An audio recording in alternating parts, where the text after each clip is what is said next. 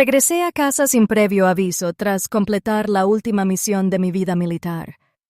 Pensé que abrazaría a mi hijo después de años separados, pero en cambio, lo encontré agonizando solo en la unidad de cuidados intensivos. Y mi nuera, a quien confiaba nuestra familia, estaba de fiesta en un yate en alta mar. La llamé y me respondió con frialdad: «Sí, estoy ocupada. Hablamos luego». No dije nada. Saqué mi teléfono y congelé todas sus cuentas. Y solo una hora después, mi teléfono no dejaba de vibrar con el caos frenético de alguien que había dejado morir a mi hijo sin piedad. Si todavía me escuchas, dime desde dónde lo ves. Cada comentario que dejas es una huella más en este viaje. Y si esta historia te ha conmovido, no olvides darle a me gusta para que llegue aún más lejos. Soy Valentina Cole. Tengo 61 años y soy oficial del Cuerpo de Marines de los Estados Unidos. He servido durante casi 4 décadas. He estado en más de una docena de zonas de guerra, me he enfrentado a disparos, al olor a sangre y a la arena. Pero nunca imaginé que el momento más doloroso de mi vida llegaría en una tranquila mañana aquí mismo, en casa. El avión procedente de Washington aterrizó en San Diego al amanecer. El primer rayo de sol se coló por la ventana y se reflejó en el reloj de bolsillo que me dejó mi padre. Era un marinero que me enseñó que no hay misión más grande que regresar a casa con integridad. Durante 40 años viví esa lección. Es que olvidé cuánto se había alejado de mí el regreso a casa.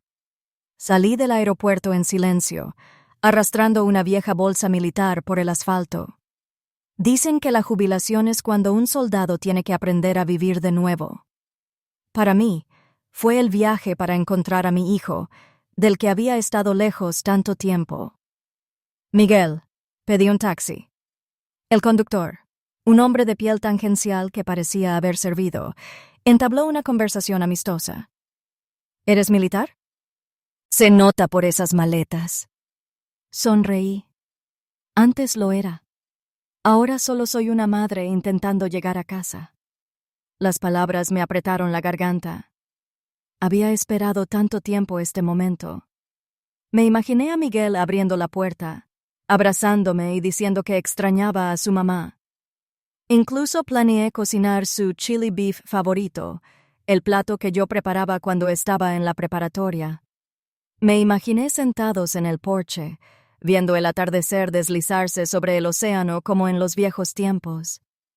El coche rodaba por calles conocidas, con las palmeras meciéndose con la brisa matutina.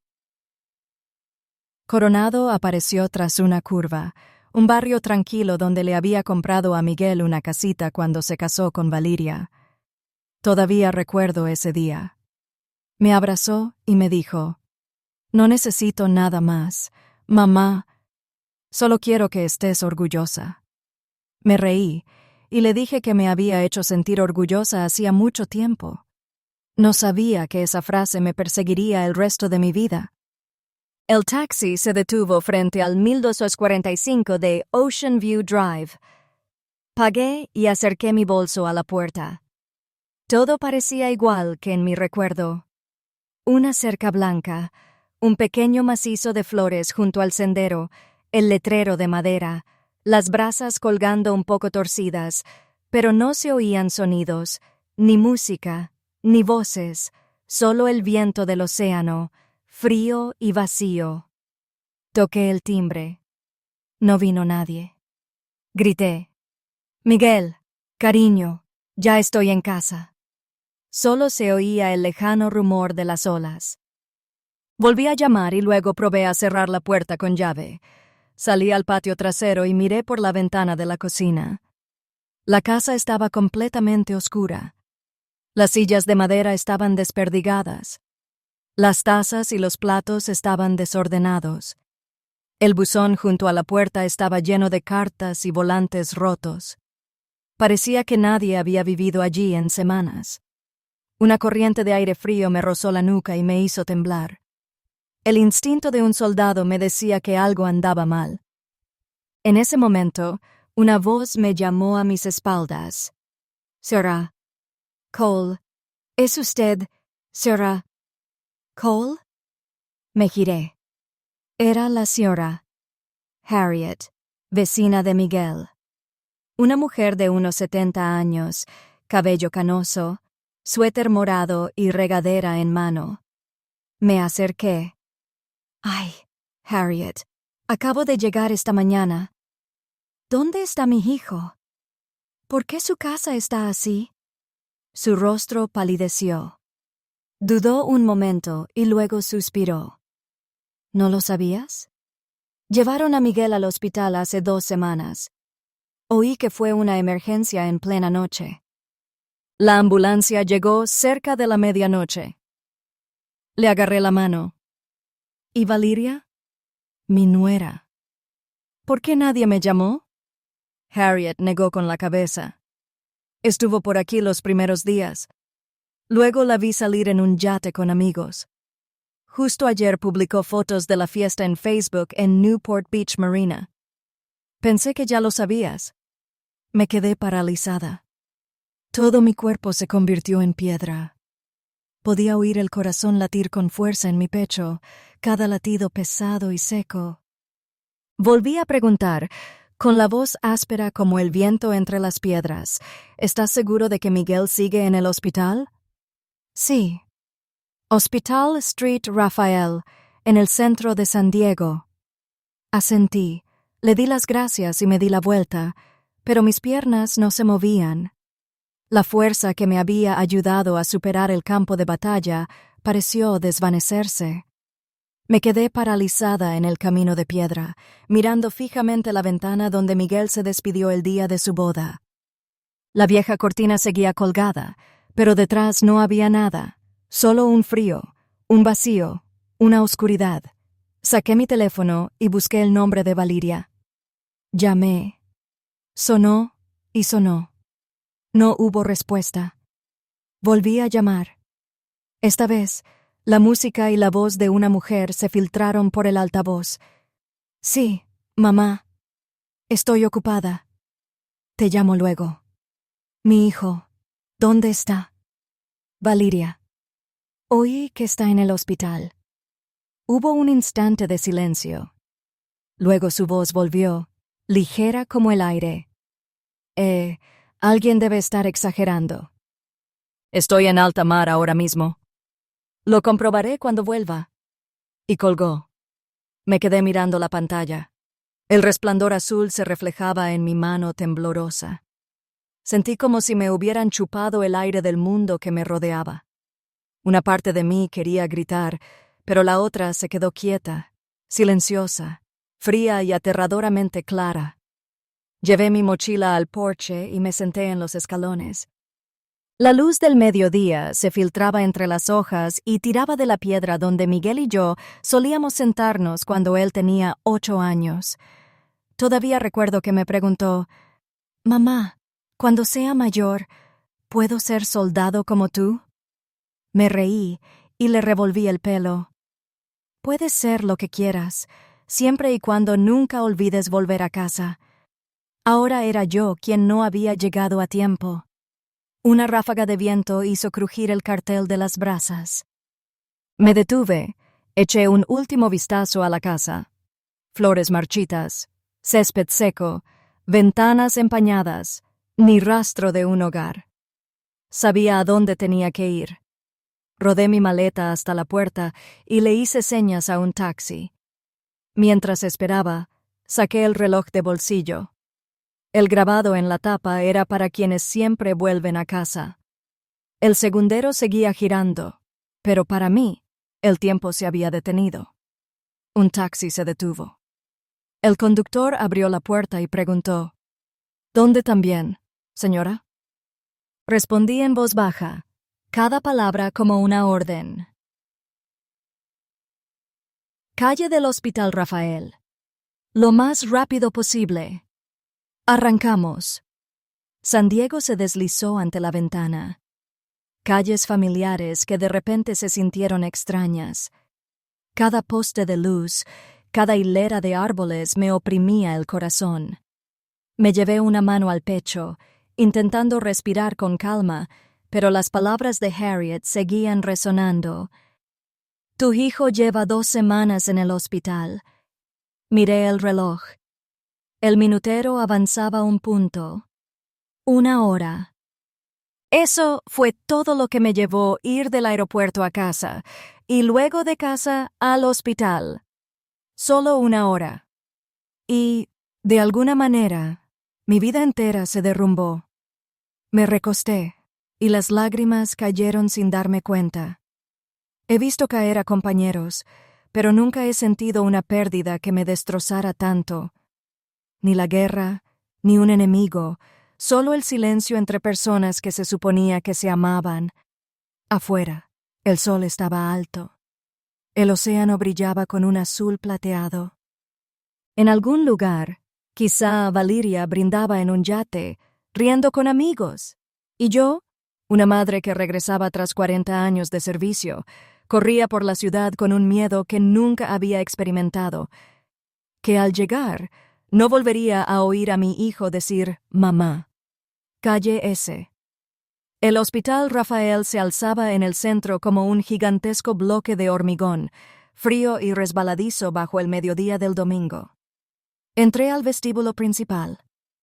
El desinfectante flotaba en el aire, mientras el sistema de megafonía gritaba nombres a ráfagas constantes.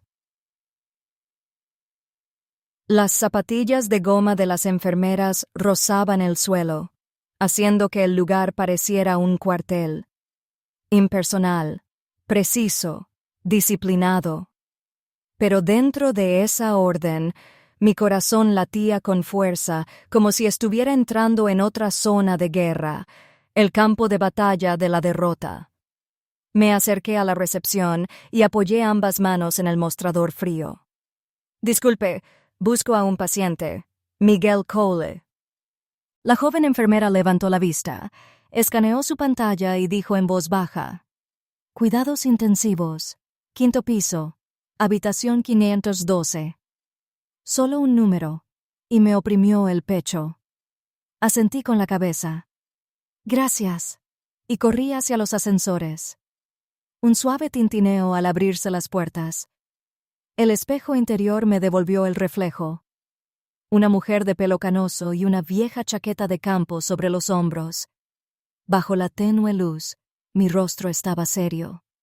Mis ojos, profundos y secos como un desierto. Al cerrarse las puertas, inhalé e intenté contener la respiración. Con cada piso que pasaba, sentía como si bajara escalera a escalera hacia el infierno. En el 5º, las puertas se abrieron a un largo pasillo blanco. Las luces fluorescentes proyectaban un brillo frío sobre las baldosas. El bip-bip de los monitores resonaba por todas partes. Cada uno golpeaba con fuerza. Caminé despacio, apretando con fuerza el reloj de bolsillo en mi chaqueta. El último hilo que me ataba al pasado, a mi familia, al motivo de mi regreso. La habitación 512 era un frasco. Lo abrí con un pequeño empujón, y una ráfaga de aire frío me inundó con un fuerte olor a desinfectante y metal. Miguel, mi único hijo, yacía allí. Estaba tan delgado que tuve que agarrarme a la silla para mantenerme erguido.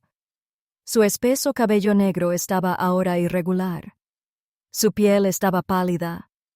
Tubos y vías intravenosas lo recorrían todo. Muñecas, pecho, nariz. Cada respiración era un hilo de miedo.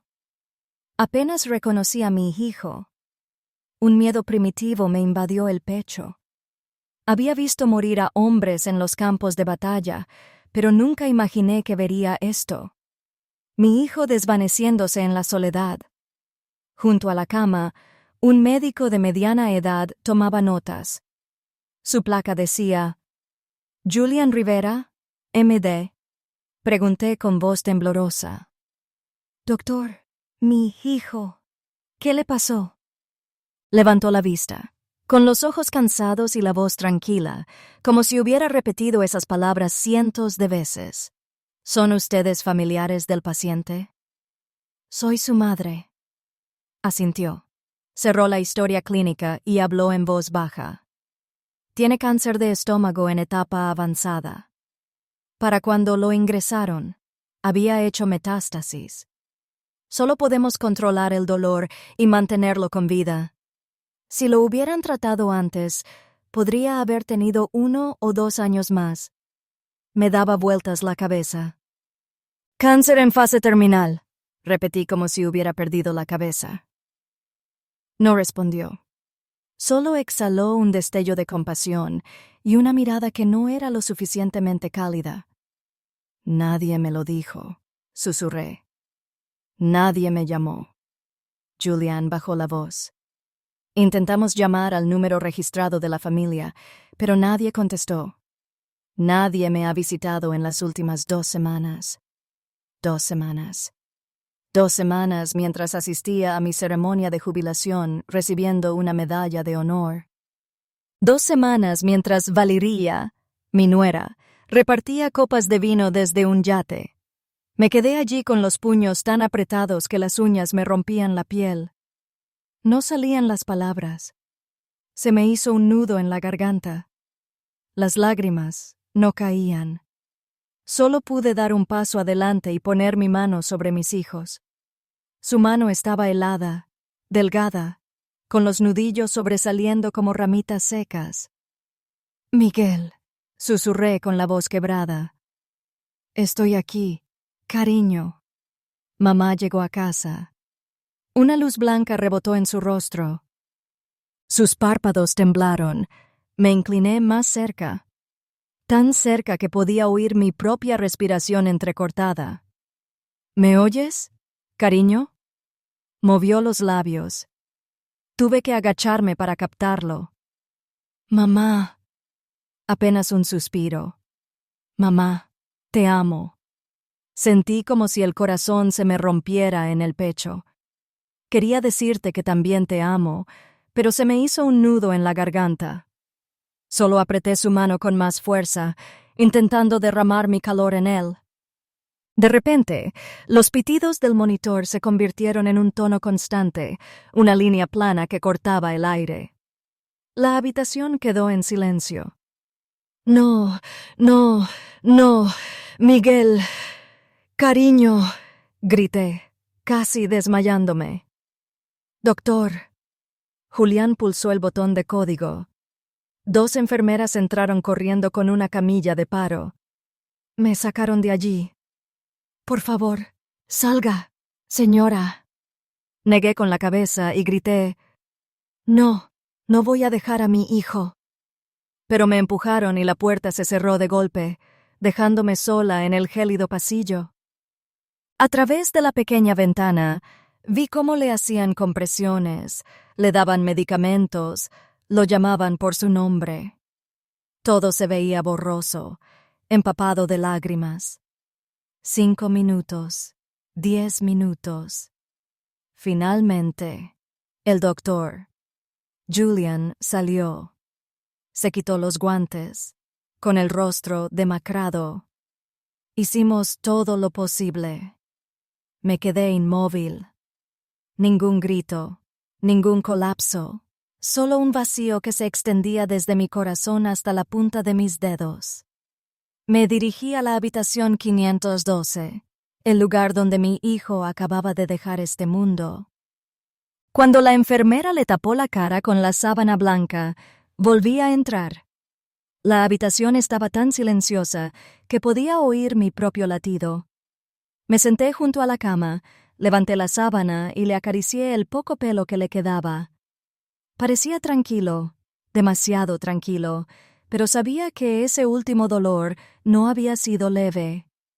Le sujeté la muñeca por el mismo sitio que le sujeté cuando le enseñé a nadar en Coronado.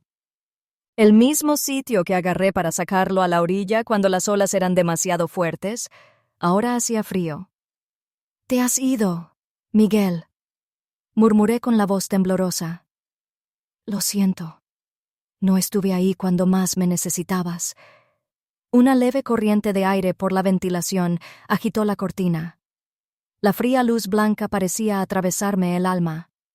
Respiré hondo, mientras las lágrimas caían sobre su mano, y luego levanté la cabeza.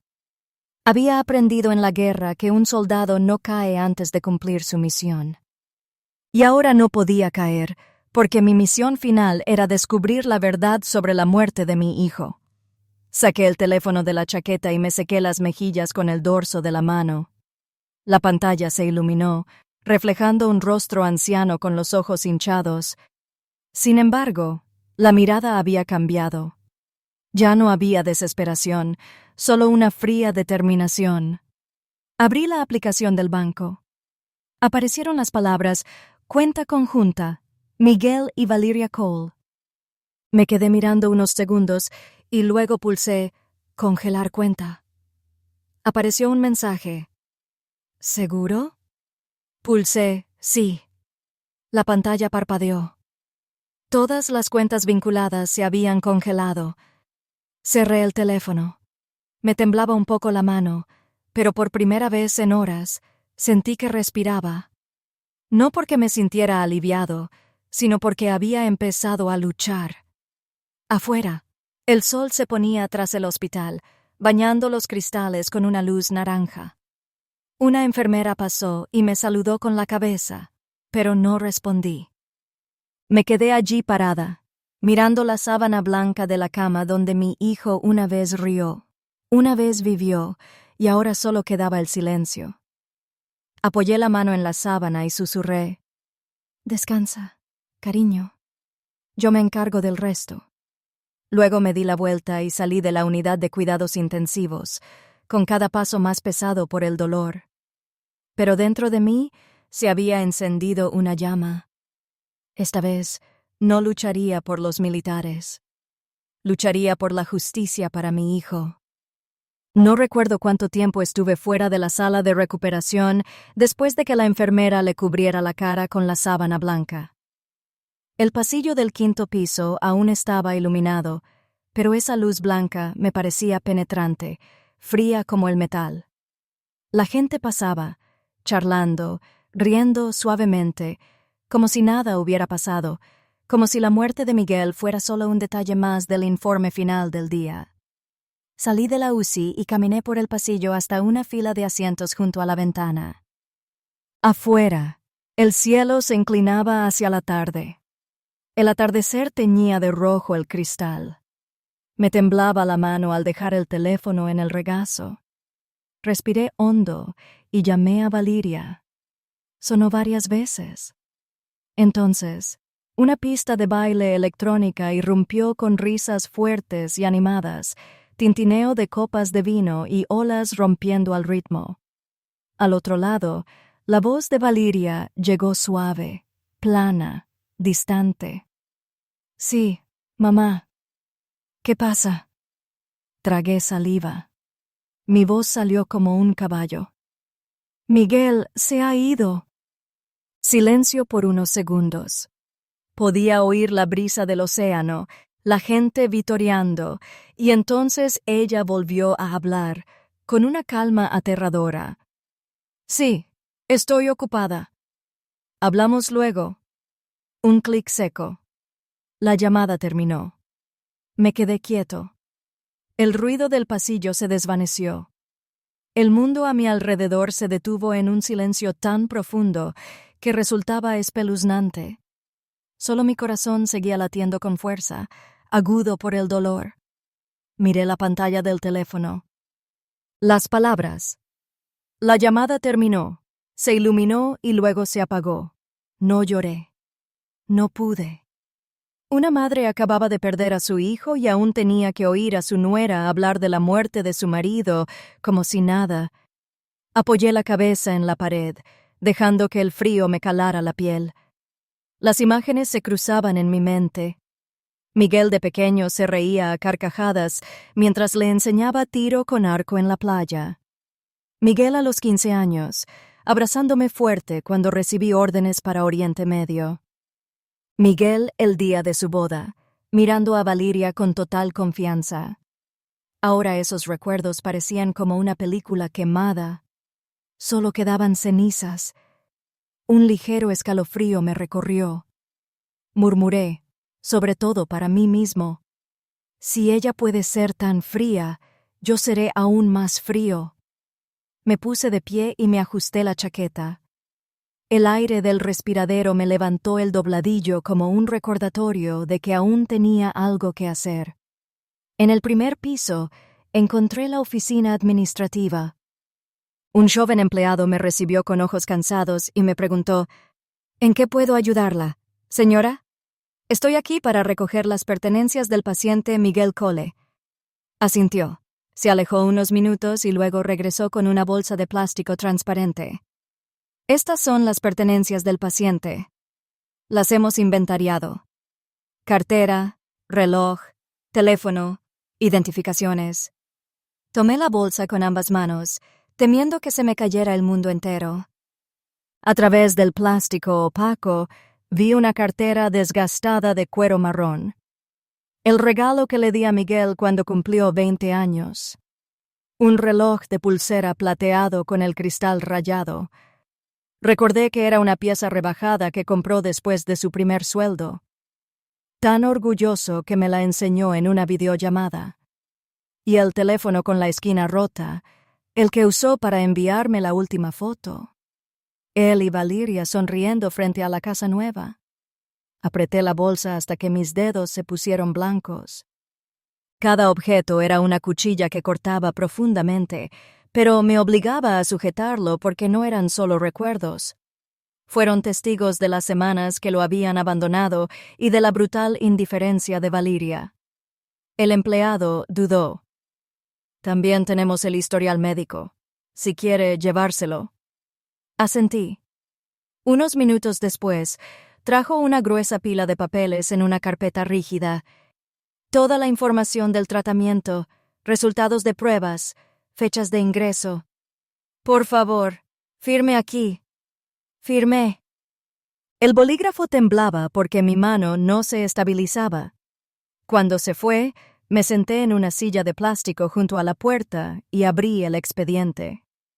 La primera página decía: Paciente Miguel Cole. Diagnóstico: cáncer de estómago, estadio 4.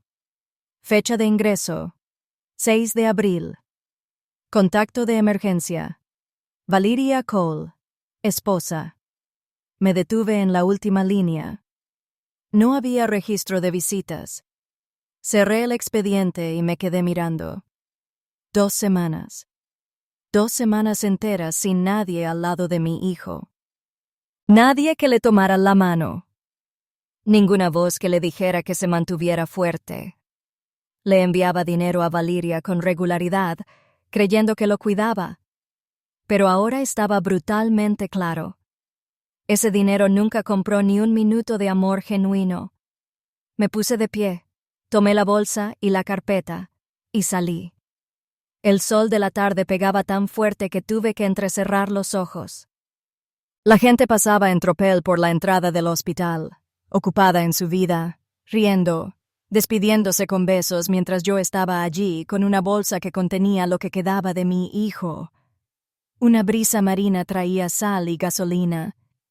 Levanté la cabeza al cielo, sintiendo una fina niebla sobre mis ojos.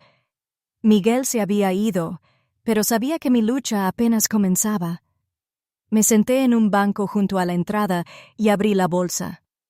Puse cada objeto sobre mi regazo. La cartera de cuero.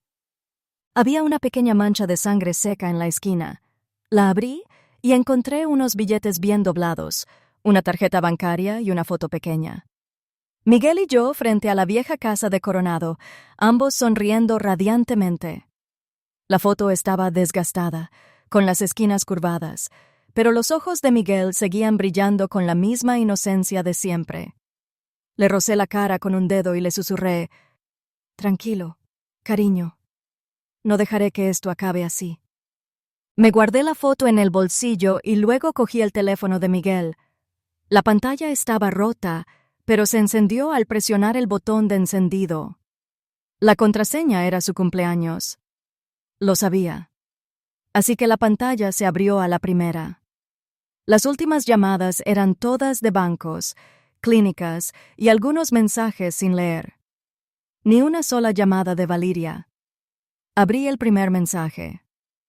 He recibido su pago de $3,500. Yacht Club Marina.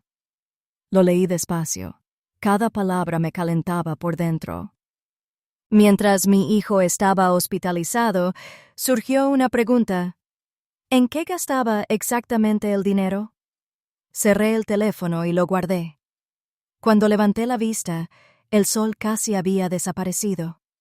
Las sombras de las palmeras se extendían sobre el pavimento, atrayendo el frescor de la tarde. Sostuve el reloj de bolsillo de mi padre y sentí el tic-tac constante, el ritmo del tiempo, de los asuntos pendientes. Una enfermera pasó y preguntó en voz baja: ¿Necesita algo más, señora? Le esbocé una leve sonrisa. No, gracias. Solo necesito unos minutos para despedirme. Asintió y siguió adelante. Me puse de pie y caminé lentamente hacia la puerta del hospital. Con cada paso, mis tacones resonaban en el frío hormigón como un tambor lento anunciando una despedida. Me detuve ante el letrero que decía: Centro Médico St. Street, Rafael. Una luz amarilla bañó las letras metálicas que brillaron en la penumbra. Hablé en voz baja, casi como una promesa. Hijo, te prometo que no tocará ni un centavo más. Me di la vuelta y me alejé. Mi sombra se extendía por el suelo, desvaneciéndose entre los últimos rayos de sol. En mi mano, la bolsa de plástico crujió con un leve ruido, más pesado que cualquier carga que hubiera llevado en 40 años de uniforme. Porque esta vez no llevaba armas ni órdenes. Solo el dolor y la determinación de una madre traicionada. Cayó la noche. El cielo de San Diego se cubría de una fina niebla. Las farolas proyectaban un brillo dorado sobre la tranquila calle. Regresé a casa de Miguel, el lugar que solía ser su hogar. 40 años en el ejército me enseñaron a afrontar cualquier cosa. La guerra, las bajas, el miedo. Pero esta noche solo sentía frío y vacío. La vieja llave en mi bolsillo se sentía como una roca. Al introducirla en la cerradura, el clic seco rompió el aire viciado, cargado de humedad y vino añejo. Una sola respiración profunda no fue suficiente para alejar la podredumbre. El olor a abandono. La habitación estaba oscura. La luz del porche se filtraba por la ventana y dibujaba largas rayas grises en el suelo. Encendí el interruptor. Una débil bombilla amarilla parpadeó y se encendió, revelando una escena que me encogió el corazón. Una copa de vino manchada de lápiz labial sobre la mesa. Una caja de pizza mohosa, abandonada a su suerte. Un frasco de perfume rodando bajo el sofá y una capa de polvo tan espesa en el suelo que mis huellas estaban claramente impresas donde las había pisado. No había señales de enfermedad, ni de preocupación, ni noches de vela por alguien a quien amas. Solo los restos de las fiestas y un silencio culpable. Sobre la mesa, enterrados bajo revistas de moda y papeles sueltos, se había deslizado un montón de documentos. Papel grueso manchado de vino seco, impreso con números que me dieron escalofríos. La primera factura era de Marina Bay Charter Service. Alquiler de yacht por 3 días, $148,000. Página siguiente. Collar de diamantes. Cartier Beverly Hills, $122,500. Después, suite presidencial del Hotel La Valencia, $29,000. Todas las páginas tenían la misma línea. Pagado por Miguel Cole. Los números se alineaban nítidamente, como un veredicto. Me detuve en las fechas de pago. Se me cayó el alma a los pies. Todas coincidían con el tiempo que Miguel estuvo en la UCI luchando por su último aliento. Me ardían los ojos, pero no me permití llorar. Los sentimientos ya no servían. Saqué mi teléfono en silencio y fotografié cada factura, cada número. La luz de la pantalla iluminó mis manos temblorosas y arrojó mi rostro envejecido hacia la ventana, una madre que convertía el dolor en evidencia. Al final del fajo había un sobre delgado parcialmente doblado. Dentro había una confirmación de pago bancario con la firma digital de Valeria. Una pequeña nota en la esquina. Autorización de emergencia pagada con la tarjeta de Miguel. Emergencia. Casi me reí. Un sonido seco como una bala gastada. La ironía de llamar emergencia a una fiesta en un yate. Una corriente de aire frío atravesó la ventana agrietada y agitó la cortina polvorienta. Sobre la mesa, una botella medio vacía se inclinó y rodó un poco, produciendo un leve tintineo. Miré a mi alrededor. Todo llevaba la marca de Valeria. Tacones tirados en el suelo. Un tubo de lápiz labial debajo de la silla.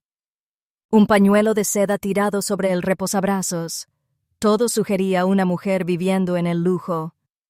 Pero en esta casa no había rastro de la calidez de Miguel. Junto a la estantería, un diario de cuero marrón yacía inmóvil. Lo abrí y reconocí la letra al instante. Mis hijos. La primera página estaba nítida. Febrero. Valeria dijo que necesitaba $30,000 para medicinas.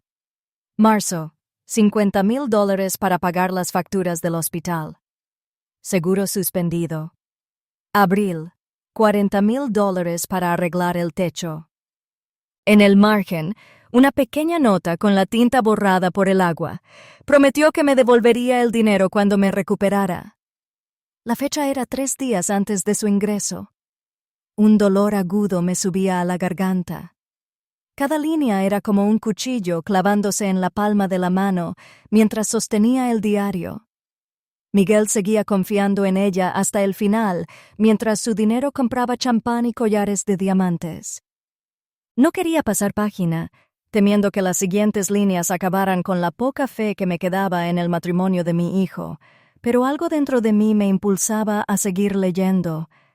Casi al final, Miguel escribió: «Mamá, tengo miedo. Valeria ha cambiado. Oculta algo y no me atrevo a preguntar. Si no lo logro, por favor, dile a mamá que hice lo mejor que pude». La última línea estaba borrosa, como si le temblara demasiado la mano para seguir escribiendo. Dejé el diario. Me sujeté la cabeza con ambas manos y me quedé en silencio. Afuera, la ola lejana sonaba como un débil latido que aún resonaba en la memoria. Después de un rato, me levanté y abrí el cajón del escritorio. Al fondo había una vieja laptop, con la pantalla rayada y polvorienta. Presioné el botón de encendido y la palabra ventilador se encendió. La contraseña era el cumpleaños de Miguel 0817. La pantalla se iluminó reflejando mis ojos hundidos. La carpeta de correos enviados mostraba una serie de mensajes. Arriba había un documento titulado «Confirmación completa de la reserva para una fiesta en yate», enviado desde la dirección de Valeria. Pagado con la tarjeta de Miguel. Leí cada línea de confirmación, cada firma electrónica, cada cargo. No hubo ni una pizca de vacilación. Sabía exactamente lo que hacía y sabía que nadie lo comprobaría porque la única persona que podría haberlo notado se encontraba entre la vida y la muerte. Otro archivo adjunto tenía el menú y la lista de invitados. Lo abrí. Primera línea. Champagne Armand trae 20 botellas. Más de 30 invitados. Todos con nombres desconocidos. Lo guardé todo. La fría luz de la pantalla me bañó la cara hasta que toda la sala se tornó gris acero. Lo que sentía ya no era rabia. Era una fría y absoluta determinación.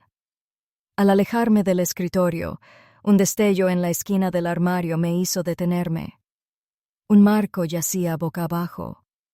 El cristal se quebró. Lo recogí. Era una foto de boda. Miguel sonreía con dulzura. Valeria se apoyaba en su hombro. Una mirada dulce para la cámara. En el reverso, una línea escrita a mano. Para mi compañero para siempre. Solté una risa silenciosa. Ningún sonido, solo la amargura atorada en mi garganta. La noche se hizo más oscura. La luz de la luna se filtraba por las cortinas, iluminando las paredes manchadas donde solían estar colgados los recuerdos de mi hijo. Recorrí la casa, recopilando todas las pruebas. Facturas, fotos, notas, correos. Lo guardé todo en una carpeta en mi teléfono y le puse el nombre de Miguel. Al terminar, me senté junto a la ventana. Afuera, el mar zumbaba suavemente, el sonido familiar de Coronado, donde creció mi hijo. Volví a abrir el diario de cuero. Me temblaban las manos al leer la última línea. Mamá, si no lo logro, perdóname por amar a la persona equivocada. Se me hizo un nudo en la garganta. Pasé los dedos suavemente por la línea, cerré el diario y le hablé al aire, apenas en un susurro. No, Miguel, no la perdonaré. Todavía no. Me puse de pie y salí de casa. El viento del océano pegaba fuerte, mezclando el aroma del vino con el del jazmín del jardín delantero.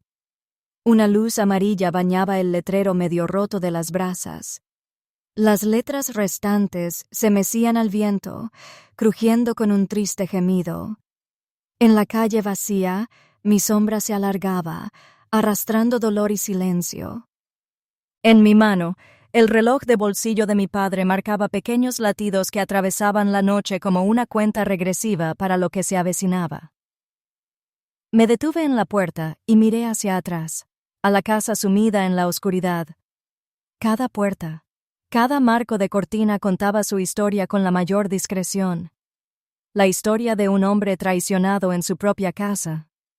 Agarré mi teléfono y miré las fotos que acababa de guardar. Facturas, el diario, correos electrónicos, redes sociales, todo estaba allí. Cada detalle bastaba para demostrar una verdad. Valeria no solo fue descuidada. Su avaricia y sus mentiras le costaron la vida a Miguel. Una ráfaga de aire frío y fuerte me atravesó, erizándome el pelo. Inhalé y cuadré los hombros. De ahora en adelante, todo sería diferente. Ya no era la madre afligida que acababa de perder a su hijo, sino la mujer que haría que la justicia hablara. Y esa noche, entre el sonido de las olas y el aguijón de la sal, supe una cosa con certeza. Valeria no tenía ni idea de que se había equivocado de persona. Era casi el amanecer cuando regresé al motel cerca de los muelles de Coronado. La luz amarilla de la habitación se extendía tenuemente por el espejo donde mi rostro me devolvía la mirada, más viejo, más duro, más sereno que nunca. Cada músculo seguía tenso como los años que llevé uniforme. No había un solo minuto para la debilidad, pero lo que iba a hacer esa noche no estaba en ningún manual de entrenamiento militar. Preparé un café solo y dejé mi portátil sobre el escritorio de madera. La pantalla me iluminó la cara mientras el teléfono permanecía inmóvil junto a ella, con los contactos abiertos y un nombre familiar. Javier Ortega. Era un viejo amigo de mis años en Afganistán, un especialista en finanzas militares que, tras su baja, siguió trabajando en el Servicio de Finanzas y Contabilidad de Defensa. Si alguien podía ayudarme con esto, ese era Javier. Respiré hondo y pulsé el botón de llamada. Su voz sonó baja y ligeramente ronca. Valentina, señor, pensé que te habías perdido. Acabo de leer sobre tu ceremonia de jubilación. Felicidades, generala. No respondí con una risa, solo con un suspiro. Nada que celebrar. Javier, necesito un favor y es serio. El cambio en mi tono lo hizo callar al instante. El sonido de la escritura cesó. ¿Qué pasó? Le conté. Cada detalle, desde la muerte de Miguel hasta las facturas del yate, las fotos de las redes sociales, los correos de la fiesta.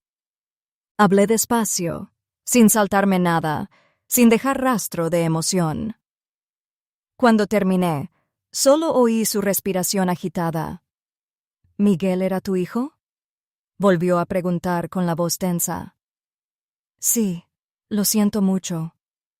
No necesito disculpas, Javier. Necesito justicia. Silencio por unos segundos. Luego habló en voz baja, casi como una promesa. De acuerdo, dime qué necesitas que haga. Abrí mi bolso, saqué el archivo que había compilado y envié todas las imágenes y copias a través del antiguo canal cifrado que usábamos en el servicio. La contraseña seguía siendo el mantra de nuestro equipo. El honor nunca duerme. ¿Puedes verificar mi poder notarial? Pregunté. Sí, todavía tengo la antigua autorización de Miguel, de cuando trabajaba en logística civil en Coronado. Es válida. Nadie la revocó.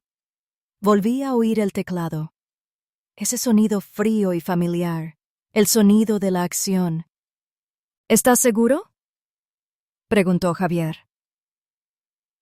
Si doy esta orden, todas las cuentas a nombre de Miguel y su esposa serán congeladas. Subcuentas, tarjetas de crédito, todo. Estoy seguro. Exhaló y siguió escribiendo. Bueno, dame 10 minutos. Miré el reloj de bolsillo de mi padre. El segundero avanzaba lentamente. Cada tic-tac parecía un latido apretado en el silencio. Afuera, la brisa marina era fuerte, la cortina se levantó y el café caliente en la mesa tembló. Unos 20 minutos después, vibró mi teléfono. Apareció un mensaje cifrado. Cuentas de estado congeladas. Acción completada. Ortega. Eso fue todo. Sin sirenas, sin disparos, sin humo. Pero supe que había comenzado una guerra. Justo después, el teléfono volvió a vibrar. El número de Valiria. Miré la pantalla brillante en la oscuridad, con el dedo firme. No había planeado contestar, pero el timbre seguía sonando, y en la quinta ronda, pulsé aceptar. Su voz, cortante como el metal, fue cortante. ¿Estás loca? No dije nada. No tenías derecho. Esa cuenta es mía. Te demandaré. Siguió en silencio. Su tono subió de tono, empezando a temblar. ¿Me oyes? Necesito dinero. Es una emergencia. La dejé hablar, escuchando solo su respiración frenética. De repente, su tono se suavizó, aterciopelado. Lo siento. Entré en pánico. Necesito dinero para las facturas del hospital. ¿Podemos hablar? ¿Facturas del hospital? Casi me río. Deberías preguntarle a tu marido sobre las facturas del hospital, dije en voz baja, con una voz tan fría y firme que incluso a mí me sorprendió. ¿Qué? ¿Qué estás diciendo? Tu marido ya no necesita facturas del hospital. Valiria. Se ha ido, y no vuelvas a llamarme. Colgué y dejé que el largo tono vacío se extendiera por la habitación. El café se había enfriado. La amargura en el aire coincidía con el sabor de mi ira. A veces la justicia no viene de un tribunal. Empieza en el momento en que te atreves a decir la verdad de la que otros huyen. ¿Alguna vez has tenido que mantener la calma ante una traición? Compártelo conmigo en los comentarios para que quienes hayan pasado por eso sepan que no están solos. Esa noche, decidí actuar como un soldado entrenado para sobrevivir al caos. No llores. No esperes. Simplemente muévete. Regresé a casa de Miguel con un kit para cambiar cerraduras. Puerta principal, puerta trasera, incluso las ventanas. Cambié todas las cerraduras. Cada vuelta del destornillador sonaba firme como si mi corazón volviera a latir. En la puerta, puse un sello. propiedad del Departamento de Finanzas Militares bajo revisión. Los vecinos me miraron sorprendidos, pero nadie preguntó. Sabía que estaban asustados. En el ejército, decimos, cuando un soldado llega a casa sin una sonrisa, es mejor no interponerse en su camino. Cuando terminé, llevé la bolsa de Miguel adentro y la puse sobre la mesa. Su reloj de plata reposaba bajo la luz, con el cristal brillando como una cuchilla fina. Abrí mi portátil, conecté una unidad y empecé a hacer copias de seguridad de todo lo que contenía: correos electrónicos, notas, transacciones bancarias, fotos. Cada archivo se almacenaba y cifraba como les había enseñado a los jóvenes soldados a proteger sus datos en el campo. Las llaves tintineaban sin parar. Afuera, el viento silbaba a través del marco y traía aire salado, pero no tenía frío. Me sentía completamente despierto. En mitad de la noche, mi teléfono volvió a encenderse. Me llegó un torrente de mensajes de Valeria. Te arrepentirás de esto. Tengo amigos. Lo siento. Exageré. Por favor, necesito dinero urgente. ¿Podemos hablar? Las líneas danzaban en la pantalla, mezcladas con emojis suplicantes y corazones falsos. Los observé un buen rato y luego bloqueé la pantalla. Ninguna respuesta, ninguna emoción. Solo una regla en mi cabeza: no negociar con un comerciante. Cerca de las 13 horas. Con el último respaldo terminado, cerré la laptop y me recosté. Sobre la mesa, papeles, tarjetas bancarias y el diario de cuero de Miguel yacían uno junto al otro como una formación, listos para desplegarse. Afuera, el océano empezó a agitarse. Podía oír el agua golpeando las rocas como las noches que patrullaba el Pacífico. Solo yo en el viento. En la oscuridad, cualquier cosa puede ser un enemigo, excepto la determinación. Serví más café y miré por la ventana, iluminada por la primera luz. Unos finos rayos se filtraban entre la neblina y caían sobre la línea que había escrito en mi cuaderno. Primer día sin Miguel. Primer día de nuevo como soldado. Sobre la mesa, el reloj de bolsillo de mi padre marcaba el ritmo. Lo abrí y leí el grabado. Para los que siempre vuelven a casa. Por primera vez, lo entendí del todo, porque esta vez no volvía a casa a descansar. Volvía a casa a luchar no con un arma, sino con la verdad. Me puse de pie, cerré la laptop y miré la habitación silenciosa. En la puerta, el sello militar reflejaba la luz de la mañana como una advertencia. Inhalé y sentí que mi sangre se calentaba de nuevo, cada latido fuerte, decisivo. Había comenzado una nueva guerra, y sabía que hay batallas que un soldado gana con inteligencia y voluntad, sin necesidad de disparos. A la mañana siguiente, el cielo de San Diego estaba gris acero. Nubes espesas flotaban sobre el agua, reflejando un frío plateado. Sentado en el coche, con las manos en el volante, contemplaba el edificio de cristal frente a la oficina del abogado Armando Ruiz. Una fuerte ráfaga de viento hizo estallar la bandera. Respiré hondo y recordé que ya no era solo un asunto familiar. Era un caso que necesitaba luz. Había oído el nombre de Ruiz de boca de Javier Ortega. Había sido fiscal especial en casos de abuso financiero familiar, un hombre que no temía al poder ni se compadecía de quienes se hacían los débiles. En el pasado, había ayudado a muchos veteranos a recuperar bienes robados por sus familiares. Ahora, solo esperaba que fuera lo suficientemente fuerte como para acompañarme hasta el final. Empujé la puerta. La oficina estaba en el tercer piso de un edificio moderno. Grandes paredes de cristal daban a la costa. Una luz tenue se filtraba sobre los estantes llenos de archivos. El café se mezclaba con el olor a papel nuevo. Un joven asistente me condujo a una sala de conferencias donde Armando Ruiz me esperaba. Alto, de pelo canoso, traje gris ajustado, mirada penetrante, como alguien acostumbrado a leer la verdad a través de las mentiras. «Señora Cole», dijo, ofreciéndole la mano con una voz áspera, forjada por tantas pruebas. «Soy Valentina», respondí, apretándola con tanta fuerza que lo hizo levantar una ceja. «El sábado». Le puse 3 carpetas cuidadosamente encuadernadas delante. «Todo lo que tengo», dije. Extractos bancarios, facturas de gastos, mensajes y el diario de mi hijo. Ruiz abrió cada carpeta. Sus ojos se movían rápidamente, deteniéndose para marcar páginas, y levantó una ceja al ver las facturas del yate. ¿El mismo día que estuvo en la UCI? Sí. Y pagó con su tarjeta.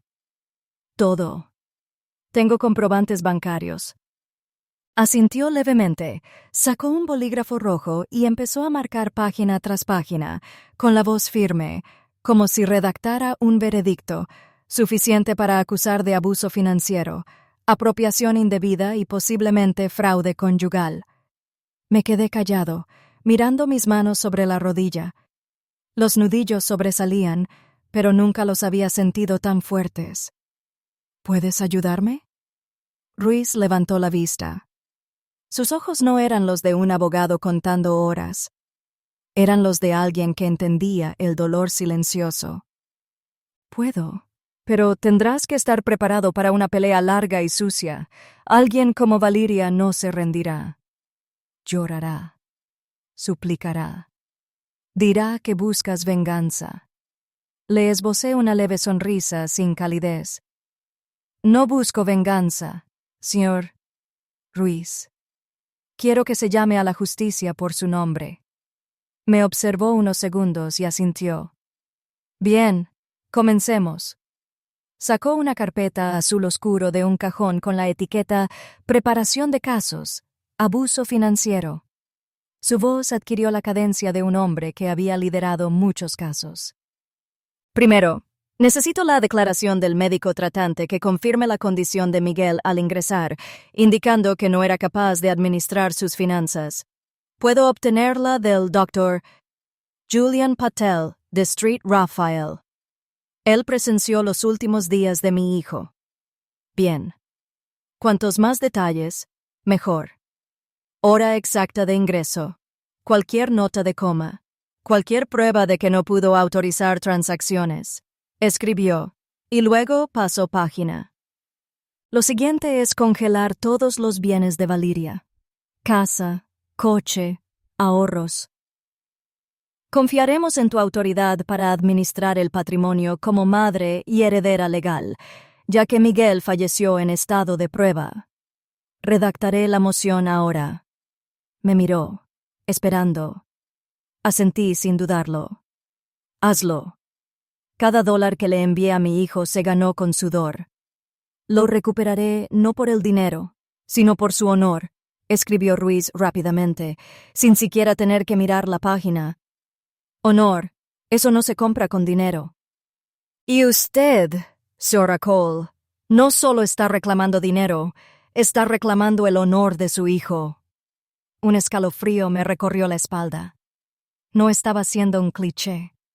Sus palabras me impactaron profundamente, la parte que creía en el honor de un soldado, en la promesa de proteger lo que es justo. Cuando los papeles terminaron de imprimirse, Ruiz me los deslizó y señaló la última línea. Firme aquí. A partir de ahora, los bienes de Valeria quedarán congelados temporalmente a la espera de la sentencia. Se le notificará en 3 días. Tomé el bolígrafo. No me temblaba la mano. Firmar ese formulario no parecía una acción legal. Era como declarar la guerra. Ruiz juntó todos los documentos en una carpeta y me miró. Necesito silencio absoluto hasta que el expediente llegue al tribunal. Si Valeria te contacta, no reacciones. Deja que se exponga. A la gente le gusta eso. Una vez que pierdan el acceso al dinero, nos muestran quiénes son realmente. Asentí levemente. Aprendí que en el campo de batalla, cuando el enemigo entra en pánico, uno simplemente se queda quieto. Ruiz esbozó una leve sonrisa. Raro entre todos los archivos. No creo haber escuchado nunca a nadie hablar con un abogado como si estuviera planeando una operación. Señora Cole, las viejas costumbres son difíciles de olvidar. Dije. Bajo. Al salir de la oficina, el sol del atardecer iluminaba la orilla lejana. Las olas golpeaban el rompeolas, la luz se hacía añicos de plata. Me detuve y respiré el familiar aire salado. Todo parecía calmarse, pero en mi interior algo se movía con fuerza, organizado, como una unidad al ser llamada a formación. Mi ira ya no ardía. Se había enfriado, pesado y afilado, como acero forjado al fuego. Sabía exactamente lo que hacía. Paso a paso, mi paso se hizo más firme al salir del edificio. Bajo el sol. Mis sombras se alargaban en la acera, con la espalda recta y los hombros abiertos. Ya no era una madre en duelo, sino una luchadora con un objetivo. En mi cabeza, las palabras de Ruiz resonaban. Estás reclamando el honor de tu hijo. Sí, honor. No con lágrimas, sino con justicia. Al llegar al coche, vibró un mensaje de Javier Ortega en mi teléfono. Escuché que estás trabajando con Ruiz. Es bueno, pero frío. Ánimo, Valentina. Esta guerra no tiene balas, pero tiene consecuencias. Sonreí. El viento me acarició el pelo, trayendo la sal del océano. Miré hacia el horizonte, donde el agua brillaba como espejos rotos. De repente, me di cuenta de que ya no tenía miedo. Ni de Valiria, ni de la corte, ni de quedarme solo. Solo temía una cosa, que si no actuaba, Miguel quedaría enterrado para siempre en el silencio. Arranqué el motor. El rugido bajo y constante sonaba como un latido que volvía a la vida, como un soldado que regresaba a la lucha. Frente a mí, el atardecer se extendía sobre el mar. Y bajo esa luz, susurré. Hijo, ya empecé. Esta vez no me rendiré. El primer día de la audiencia, San Diego yacía bajo una lluvia gris. El cielo estaba denso. Las gotas se aferraban a las ventanillas del coche como una gruesa cortina. Me senté en la última fila, con las manos entrelazadas sobre las rodillas y la mirada fija en el juzgado del condado, un edificio blanco con amplios escalones, altas columnas de piedra y la bandera estadounidense ondeando al viento húmedo. Sabía que cada paso que daría hoy sería el primero en devolverle el honor a mi hijo. Ruiz me esperaba en la puerta. Llevaba un traje negro, el pelo canoso y un poco mojado por la niebla. ¿Estás aguantando, Valentina? Respondí en voz baja, con una voz extrañamente tranquila. ¿Mejor que nunca? Asintió, abrió su maletín y revisó el expediente una última vez. Todo está listo. El juez convocó una audiencia acelerada porque las cuentas están en disputa. Hoy solo necesitamos pruebas suficientes para mantener el control del patrimonio. Le apreté la mano suavemente.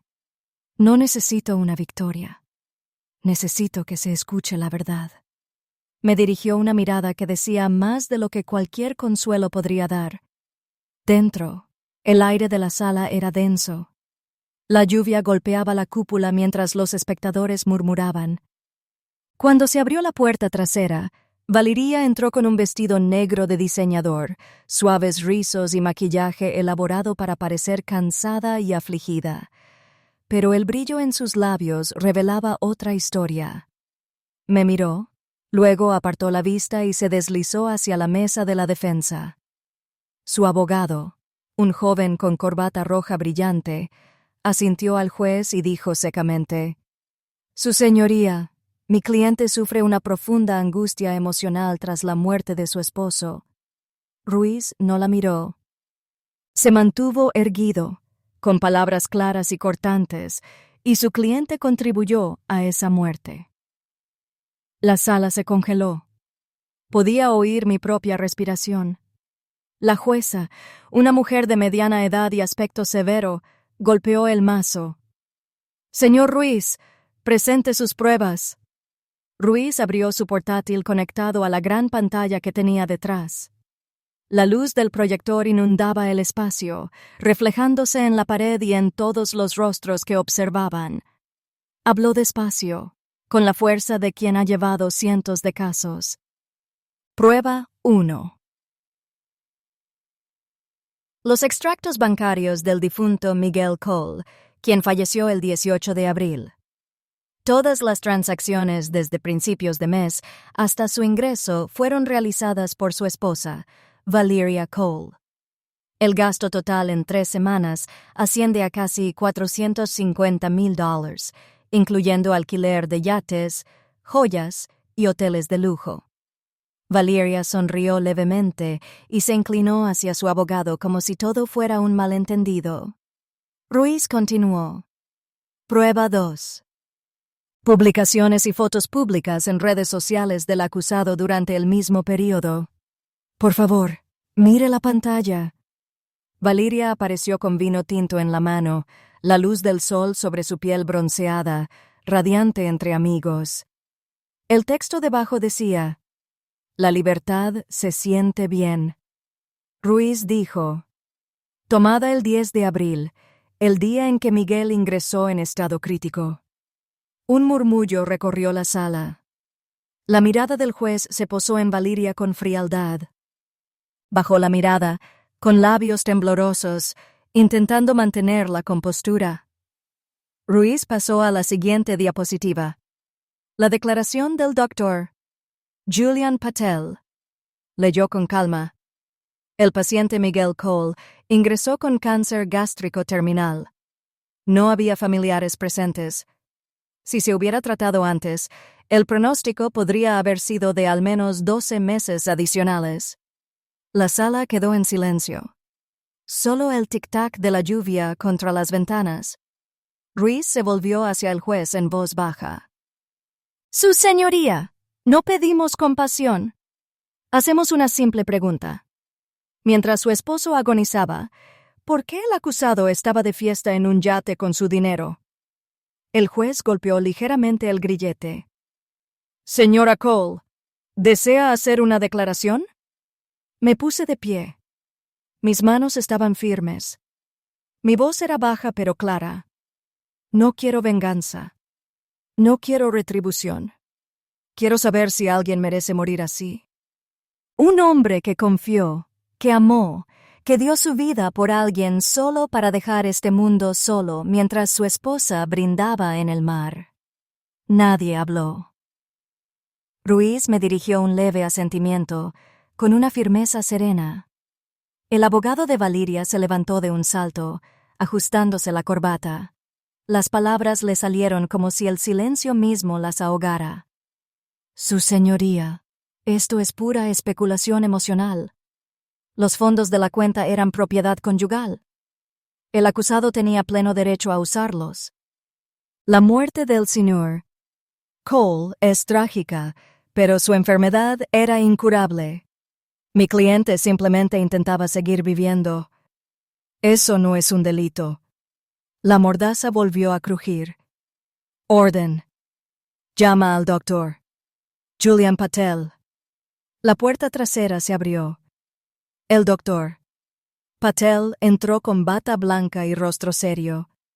Se sentó en el estrado, prestó juramento y miró al frente. El señor Miguel Cole llegó a urgencias con una grave pérdida de sangre y una profunda debilidad. Si hubiera sido tratado antes, podría haber vivido al menos un año más, debo añadir. Cuando le preguntaron por su familia, dijo: «Mi esposa está ocupada». La sala quedó en un silencio sepulcral. Cada palabra resonó como un metal sobre una piedra. Sentí una opresión en el pecho, pero me mantuve erguido y miré a Valeria. Ella no me miró a los ojos. Sus manos se aferraron hasta que sus nudillos se pusieron blancos.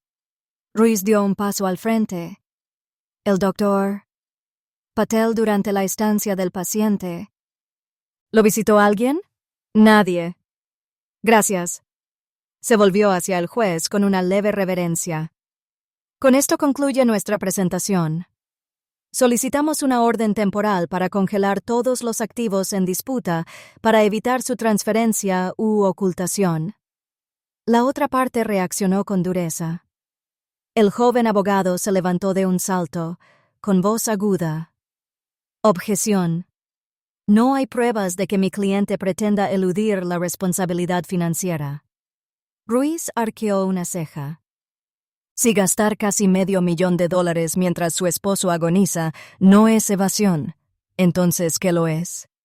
Una pequeña "oh" salió de la galería. La jueza golpeó el garrote con más fuerza. Orden en la sala. Luego miró directamente a Valeria.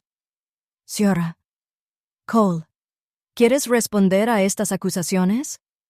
Valeria tragó saliva, intentando contenerse, pero su voz tembló, con un deje de rencor. Amaba a mi esposo. Simplemente no soportaba verlo sufrir. Necesitaba un poco de tiempo para escapar de ello. No hice nada malo. Era nuestro dinero y quería seguir viviendo. El rostro del juez permaneció inmutable. Revisó el expediente y golpeó el mazo. Tras revisar los materiales, los testimonios y las pruebas, el tribunal emite la siguiente orden temporal: congelar todos los bienes de Valeria Cole, otorgar el control de su patrimonio y cuentas a la señora Valentina Cole en espera de nuevas audiencias. El mazo golpeó 3 veces sin falta, dando por terminada la sesión.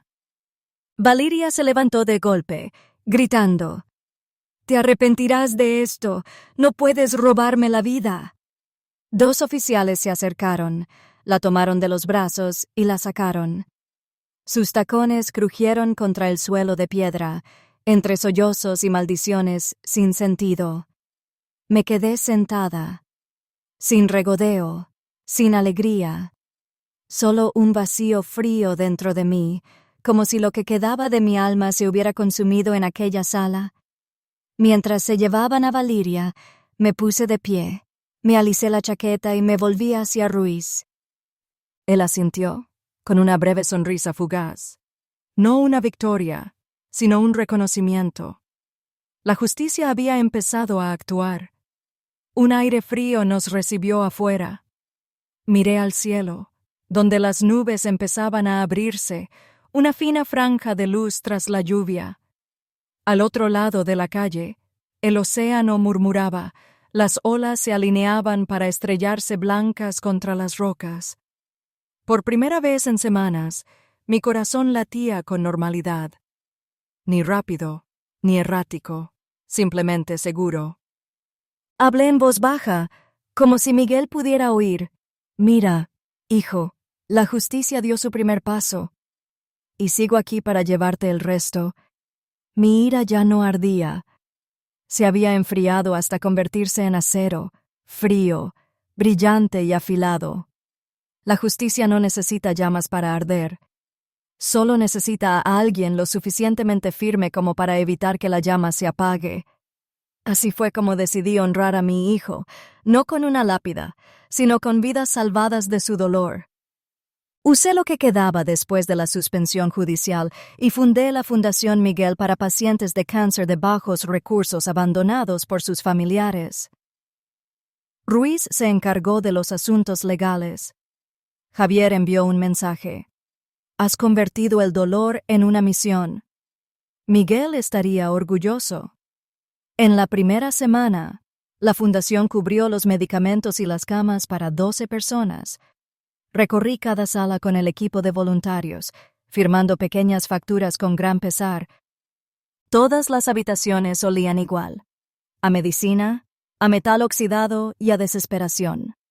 Todos los rostros parecían iguales: cansados, callados, anhelando una mano que les diera. Una tarde, Mientras revisaba la lista de nuevos pacientes, la enfermera jefe me llamó. Señora Valentina, tenemos un niño nuevo. Sin familia, según el historial. Es huérfano. Es tranquilo, muy educado. La seguí hasta la habitación 214. La puerta estaba entreabierta. Una tenue luz se filtraba a través de una cortina verde pálido.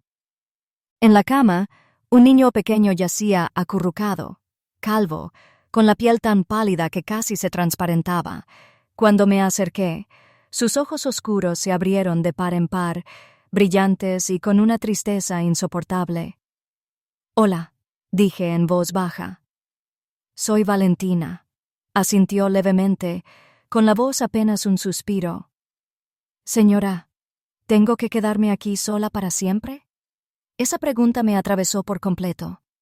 Volví a ver a Miguel en mi mente, a mi hijo en esa cama de hospital, solo, sin nadie. Me senté y tomé su pequeña mano. «No, cariño», dije. «De ahora en adelante, nunca volverás a estar sola».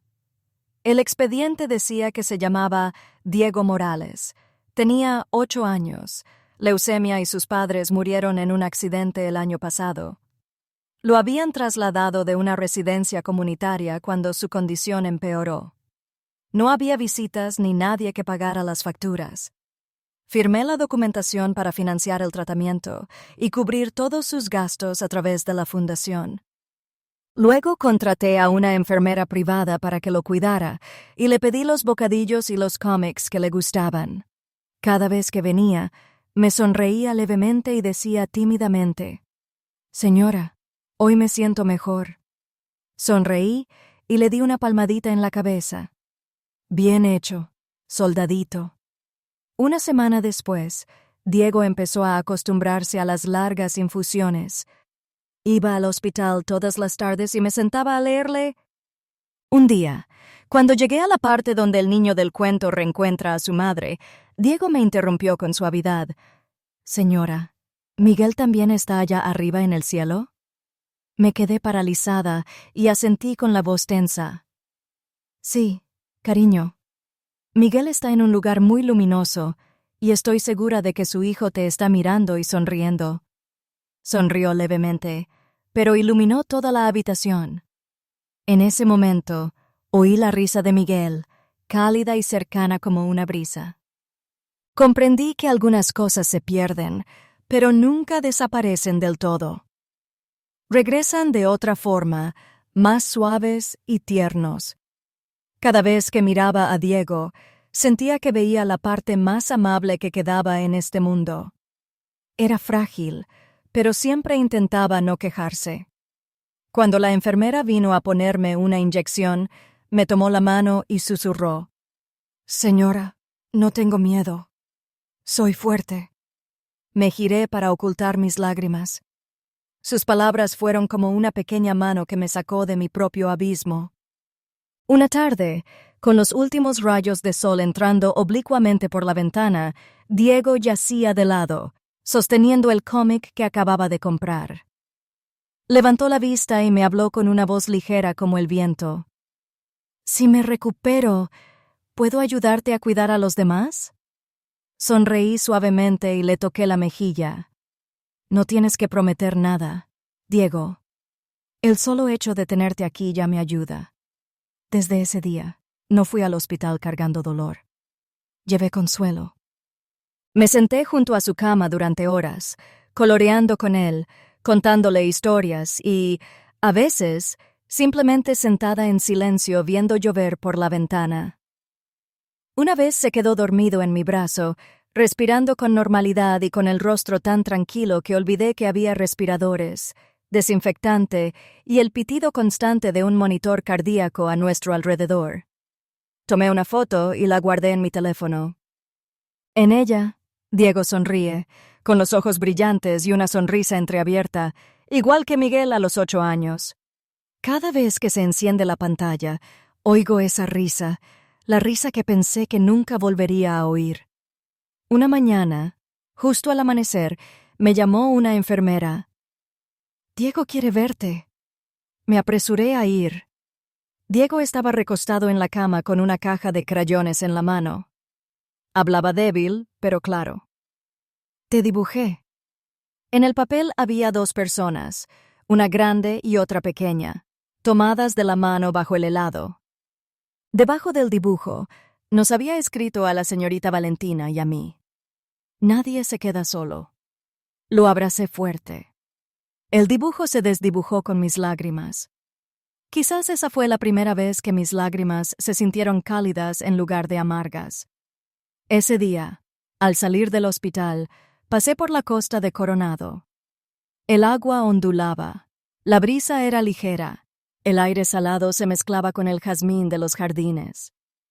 Levanté la vista hacia un cielo despejado, nubes blancas que se enroscaban alrededor de un pico lejano.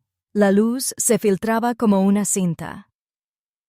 Dentro de mí, un vacío se había llenado, no por la justicia ni la victoria, sino por un niño que llevaba luz. Diego me hizo comprender que a veces la única manera de superar la pérdida es entregar el amor que te queda. Y en cada una de sus sonrisas, volví a oír la risa de Miguel, suave, clara e interminable. Un mes después de la primera audiencia, la lluvia en San Diego había amainado. El mar estaba más tranquilo, las olas golpeaban la orilla como si también se estuvieran calmando tras días de tormenta. Me senté en una pequeña habitación con vistas a la bahía de Coronado. La luz del amanecer se reflejaba en el nuevo letrero de madera de la pared: Fundación Miguel para los que se quedaron atrás.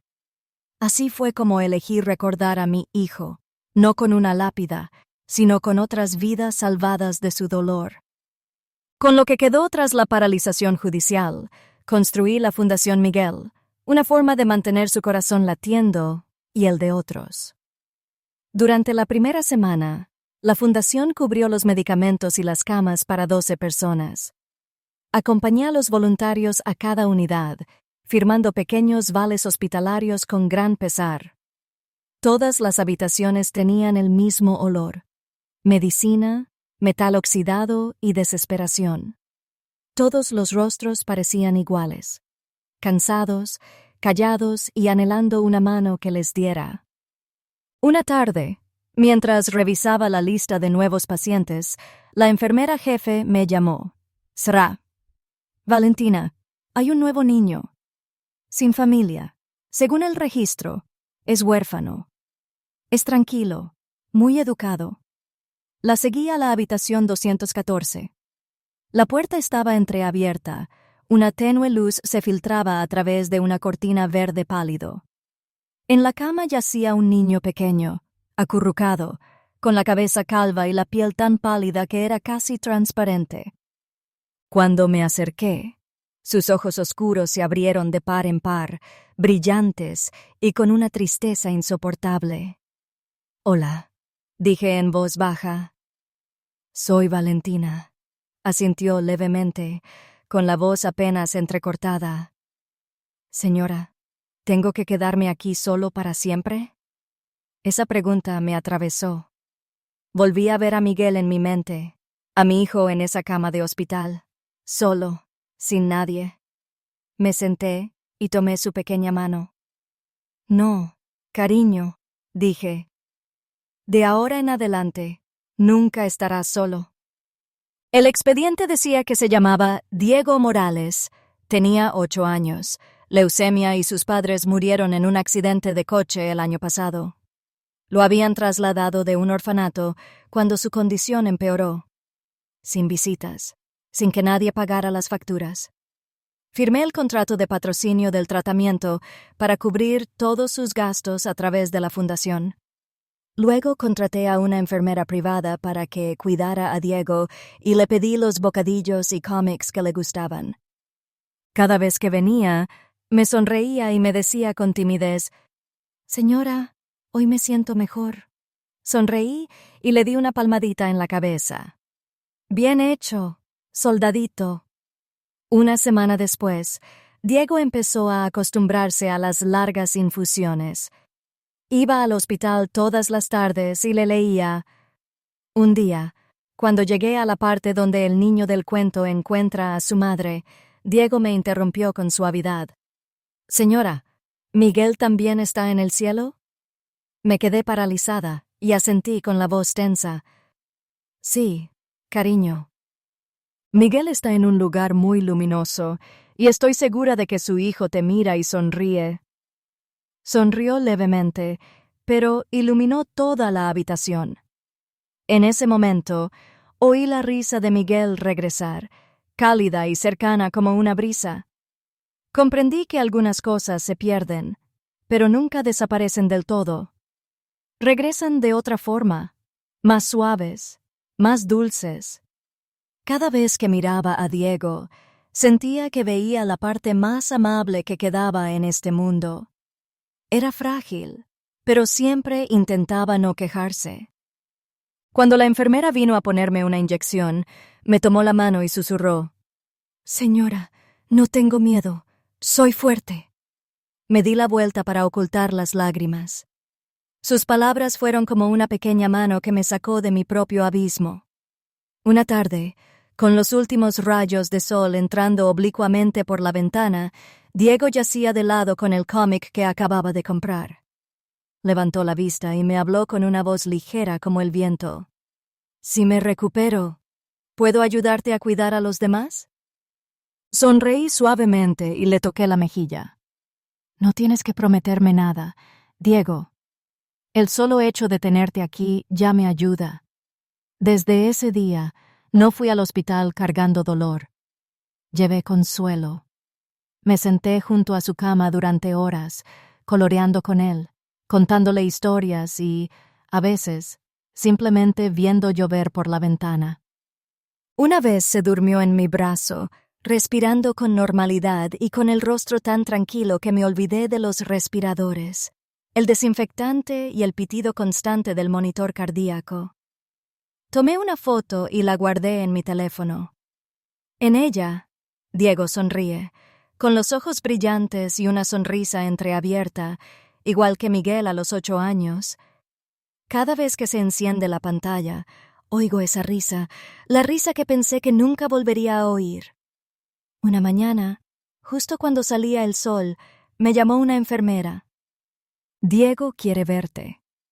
Entré corriendo. Diego estaba apoyado en una caja de crayones. Hablaba débil pero claro. «Te dibujé». En el papel había 2 personas, una grande y otra pequeña, tomadas de la mano bajo el helado. Debajo del dibujo había escrito: «La señorita Valentina y yo. Nadie se queda solo». Lo abracé fuerte. El dibujo se desdibujó con mis lágrimas. Quizás esa fue la primera vez que mis lágrimas se sintieron cálidas en lugar de amargas. Ese día, al salir del hospital, pasé por la orilla de Coronado. El agua ondulaba, la brisa era ligera, el aire salado se mezclaba con el jazmín del jardín. Miré hacia el cielo despejado, nubes blancas que se enroscaban alrededor de un pico lejano, la luz se filtraba como una cinta. Dentro de mí, un vacío se había llenado, no por la justicia ni la victoria, sino por un niño que llevaba luz. Diego me hizo comprender que a veces la única manera de superar una pérdida es entregar el amor que te queda. Y en cada una de sus sonrisas, volví a escuchar la risa de Miguel. Suave, clara y eterna. 3 meses después, le dieron el alta a Diego. El doctor Patel sonrió al entregarme la autorización para la atención domiciliaria. Se está recuperando bien. Valentina. Ahora solo necesita un lugar cálido donde crecer. Miré a Diego. Sus ojos brillaban como olas matutinas, con las mejillas sonrojadas de nuevo. Me apretó la mano y susurró: «Señora, vámonos a casa». Asentí con un nudo en la garganta. Esas 2 palabras, «vámonos a casa», nunca habían significado tanto. Esa tarde, conduje la vieja camioneta de Miguel, la que no me había atrevido a tocar antes. En el asiento del copiloto, Diego abrazaba a su osito de peluche marrón, balanceando las piernas y con la mirada fija en la ventana. La luz del sol le bañaba el rostro, iluminando cada fino mechón de pelo. En su mirada, vi a Miguel, de 8 años, sentado igual que yo en su primer viaje a la playa. La casita junto al agua donde había vivido Miguel se encontraba en una calle tranquila, con buganilias desbordando el porche. Una vez pensé que nunca volvería. Me causaba demasiado dolor. Pero hoy, al abrir la puerta, la oscuridad ya no estaba. La luz de la tarde se filtraba por las ventanas y se extendía sobre las paredes remendadas, como si la casa volviera a respirar tras haber sido olvidada. «Puedes elegir tu habitación», dije, dejando las llaves sobre la mesa de madera. Diego miró a su alrededor y señaló la pequeña habitación al final del pasillo. «Quiero este. Huele a océano». Era la habitación de Miguel. Me quedé quieto. La pintura vieja se descascarillaba. La cortina aún estaba arrugada del día que me fui. Pero los ojos de Diego tenían algo que me ablandó, la mirada ansiosa de un niño que por fin tenía un hogar. Esa noche, saqué pinceles y una lata de pintura azul océano, el color que le encantaba a Miguel, y empecé a pintar las paredes. Diego estaba de pie a mi lado, sonriendo, con las manos manchadas de pintura. «Puedo ayudar, ¿verdad?» Me reí. «De acuerdo, soldadito». Trabajamos hasta el anochecer. Cuando se encendió la luz, la habitación lució un abrigo nuevo, azul suave, con el olor a pintura mezclándose con la sal marina y el jazmín del porche. Volví a colocar la foto enmarcada de Miguel en el estante, la de su graduación de oficial, con el orgullo reflejado en su rostro. Diego lo miró fijamente un buen rato y luego colocó con cuidado su osito de peluche junto a él. «¿Le gustaría?», preguntó con voz débil. Le acaricié el pelo y respondí: «Estaría muy orgulloso, Diego. Porque eres valiente y sabes amar». Sonrió, con los ojos brillantes bajo la cálida luz amarilla, de esas que hacían que la casa se sintiera realmente cálida por primera vez en años. Esa noche, preparé nuestra primera comida en una cocina que llevaba mucho tiempo sin funcionar. Elegí tacos, los favoritos de Miguel. De niño, quería tacos todos los domingos y siempre contaba historias de soldados entre bocado y bocado. Doblé cada tortilla y senté a Diego a la mesa. Le dio un mordisco, con los ojos brillantes. «Qué rico está esto, señora». Me reí. «De ahora en adelante, todos los domingos son día de tacos». «¿Trato hecho?». Diego asintió con la boca llena, haciéndome reír hasta las lágrimas. Después de cenar, nos sentamos en el porche. Una fina luna creciente se cernía sobre el agua. Las olas golpeaban como un latido constante. Diego se apoyó en mi hombro y susurró: «Me gusta aquí. Las olas suenan como una nana». «Yo también», dije, apretándole la mano. Esta era la casa de Miguel, ahora es nuestra.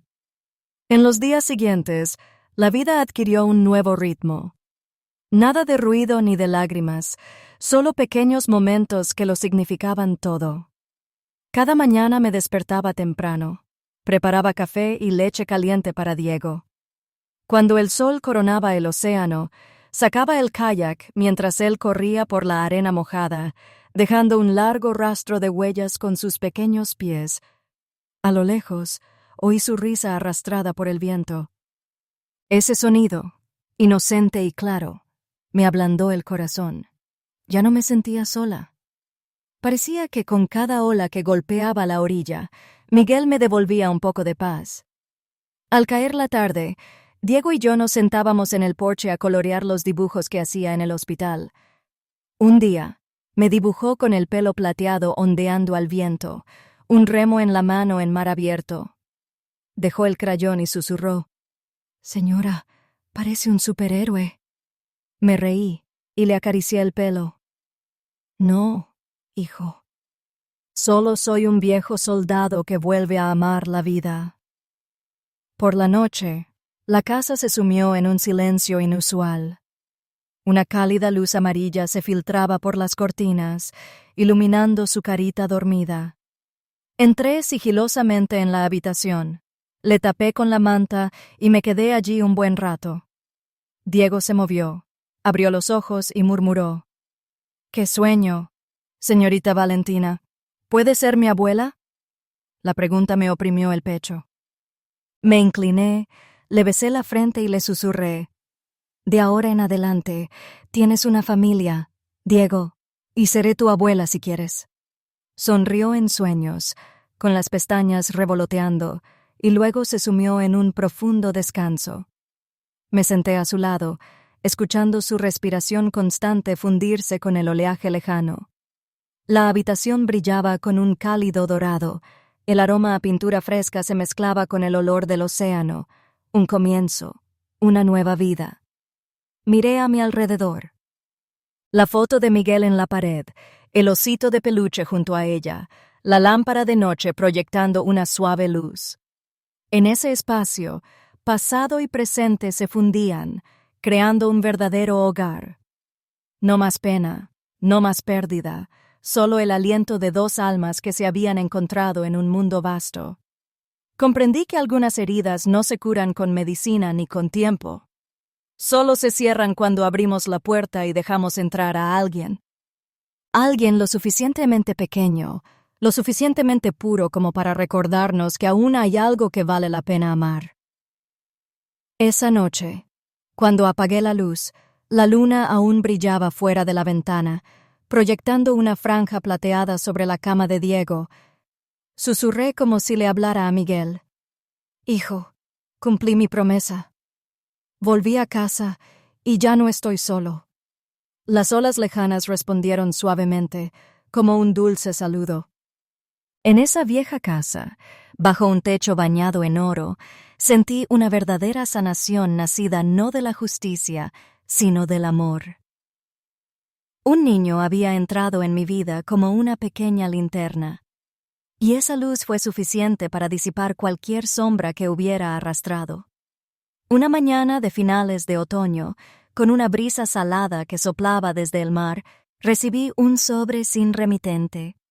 La letra era desordenada, tan familiar que me dio escalofríos. Lo abrí. Dentro solo había unas pocas líneas. «Valentina, sé que me equivoqué, pero no me queda nada.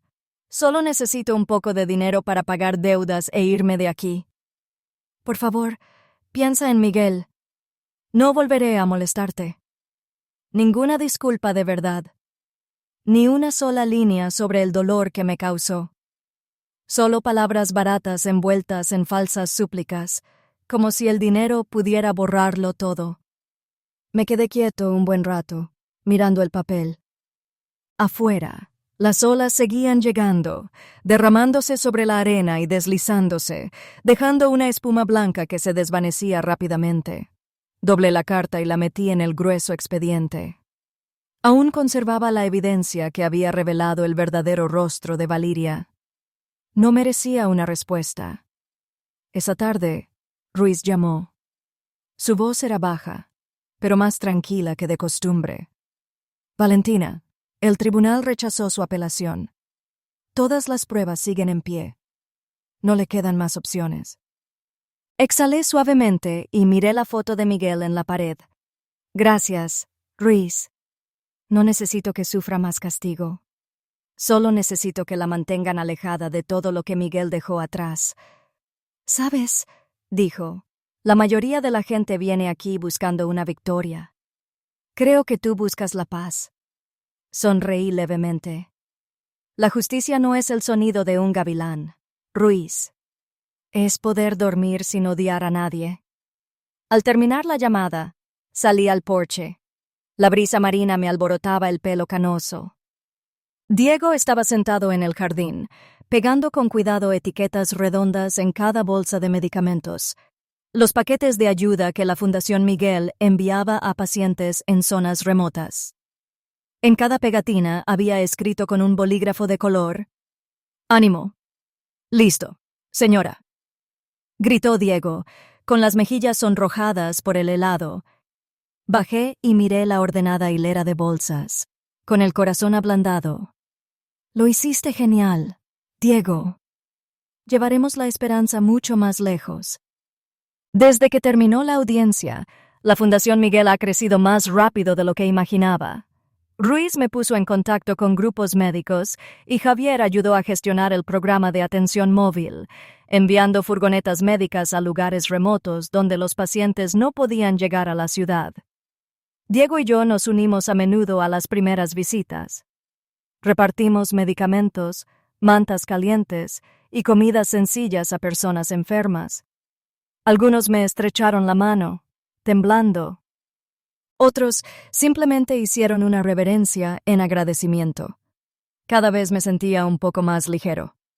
Un día, en un pequeño hospital de montaña, Diego me dio la última pegatina. Habló con sorprendente seriedad. «Esta es para ti. Tú también tienes que ser valiente». Me reí y se me saltaron las lágrimas. La pegué en la ambulancia justo al lado del logo de la Fundación Miguel. Ese pequeño círculo amarillo que se ve bajo el sol, un recordatorio de que la valentía no es la ausencia de miedo.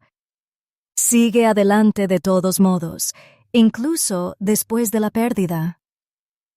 Esa noche, de vuelta en casa, abrí mi portátil para escribir una entrada para la página web de la Fundación. Quería compartir novedades, pero mis manos empezaron a escribir algo diferente. La titulé El legado de Miguel. No escribí sobre el juicio, ni sobre Valeria, ni sobre los días oscuros. Escribí sobre Miguel, mi hijo, que se reía de las olas, que compartió su último taco con su madre, que soñaba con ayudar a los demás mientras viviera. Escribí que a veces la bondad puede surgir de la traición si tenemos la paciencia de no dejar que el odio nos consuma. La publicación terminaba con una simple frase: la justicia no es solo castigo. La verdadera justicia es ayudar a alguien a seguir viviendo con fe, con una mano que le da la mano, con una sonrisa. La publiqué a medianoche. A la mañana siguiente, mi bandeja de entrada estaba a rebosar. Tu historia me hizo querer llamar a mi mamá ahora mismo. Pensé que nunca podría perdonar, pero ahora veo que el perdón es la única manera de no cargar con ese peso para siempre. Miguel se ha ido, pero a través de ti, él sigue salvando gente.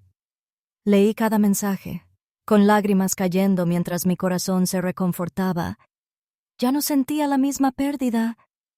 Era como si Miguel aún viviera, solo que de otra forma, a través de las personas a las que la Fundación llegó, a través de sus sonrisas y a través de Diego, el niño que devolvió la luz a mi vida. Por la tarde, Diego entró corriendo a mi oficina con un teléfono en la mano.